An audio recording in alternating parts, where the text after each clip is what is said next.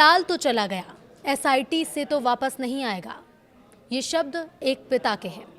लखनऊ अग्निकांड पर नीलेश के पिता का दर्द छलका है। अलीगंज इलाके में हुए भीषण अग्निकांड ने पूरे प्रदेश को और पूरे देश को झकझोर कर रख दिया है। इस दर्दनाक हादसे में 15 लोगों की जान चली गई, जबकि कई ऐसे परिवार जिनकी दुनिया हमेशा के लिए उजड़ गई। इन्हीं में से एक है 27 साल के नीलेश कुमार, जो रोज की तरह अपने माता पिता का आशीर्वाद लेकर नौकरी के लिए घर से निकले थे। लेकिन उन्हें क्या पता था कि ये उनके जीवन का आखिरी सफर और आखिरी दिन साबित होगा। नीलेश की मौत के बाद उनके परिवार पर दुखों का पहाड़ टूट पड़ा है। पिता शत्रुघ्न लाल की आंखों में अपने बेटे को खोने का दर्द साफ दिख रहा है।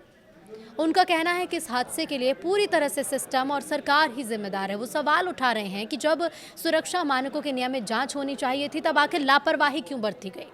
शत्रुघ्न लाल कहते हैं कि अब जांच बिठाने, एसआईटी गठित करने से क्या होगा। उनका बेटा तो वापस नहीं आएगा। उनका आरोप है कि अगर समय रहते सुरक्षा व्यवस्था की समीक्षा होती, फायर सेफ्टी नियमों का पालन यहां पर किया जाता, उपकरणों की जांच होती, आपातकालीन निकास की पर्याप्त व्यवस्था होती, तो शायद उनका बेटा और कई अन्य लोग आज भी जीवित होते।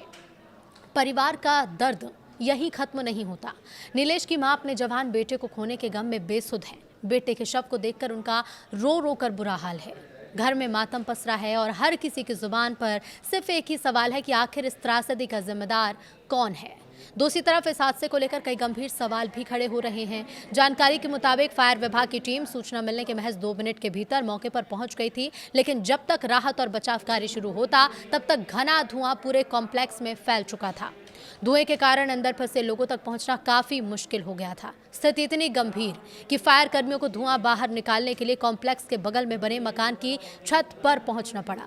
वहां से दीवार में 4 बड़े छेद किए गए ताकि धुआं बाहर निकल सके और उसके बाद अंदर फंसे लोगों को सुरक्षित बाहर निकाला जा सके। लेकिन तब तक काफी देर हो चुकी थी। सबसे बड़ा सवाल यह है कि क्या इस कमर्शियल कॉम्प्लेक्स में फायर सेफ्टी के पर्याप्त इंतजाम थे? क्या आपातकालीन निकास मार्ग था, और अगर था तो उनका उपयोग क्यों नहीं हो पाया?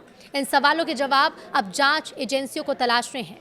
फिलहाल लखनऊ का यह अग्निकांड सिर्फ एक हादसा नहीं, बल्कि सुरक्षा व्यवस्थाओं पर एक बड़ा सवालिया निशान बनकर सामने आया। देखना यह होगा कि जांच के बाद जिम्मेदार लोगों पर क्या कार्रवाई होती है और क्या भविष्य में ऐसी घटनाओं को रोकने के लिए ठोस कदम उठाए जाते हैं। साढ़ू का लड़का है, मैं मौसा हूँ उनका।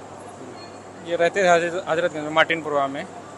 मार्टिनपुरवा के रहने वाले थे नीलेश, है ना। उनकी डेथ हुई, जिनकी डेथ हुई है वो 26-27 वर्ष के थे।